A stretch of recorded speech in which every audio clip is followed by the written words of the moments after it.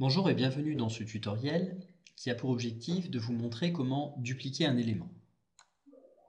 Avant de rentrer concrètement dans les manipulations techniques pour le faire, quel intérêt de dupliquer un élément?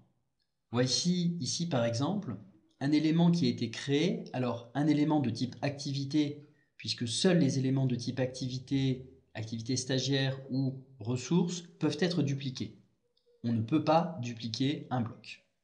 Donc cet élément ici est un élément qui est assez complexe dans sa réalisation puisqu'il s'agit d'un tableau, qu'il y a ici dans ce tableau une ligne, deux lignes ici avec une colonne, des icônes qui ont été insérées, et donc la construction de cette ressource est assez longue. Il peut être très intéressant d'avoir cette ressource présente sur plusieurs pages, donc de souhaiter dupliquer cette ressource. Pour ce faire, en mode édition, vous avez, lorsqu'il s'agit d'une activité, la deuxième barre d'outils ici, la double barre d'outils, avec ce petit dupliquer. Il suffit de cliquer dessus.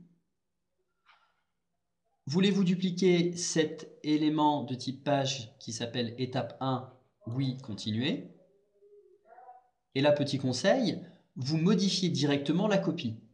Si vous ne le faites pas, l'élément que vous avez dupliqué portera le même nom que l'élément original. Modifiez la copie créée. Là, vous modifiez le nom.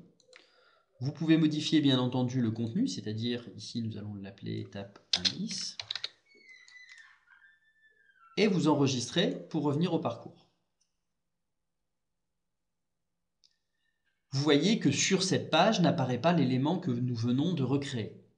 Il a été stocké dans la banque de données des activités.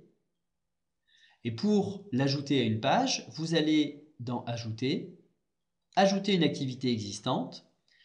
Et vous voyez ici donc la ressource étape 1 qui était notre ressource d'origine et l'étape 1 bis qui est la ressource qui a été dupliquée.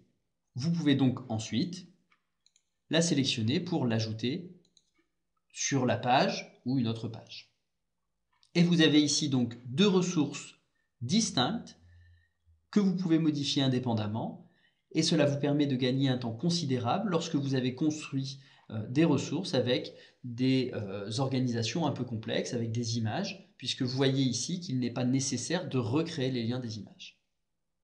Ce tutoriel est à présent terminé. Je vous souhaite une bonne continuation dans votre conception.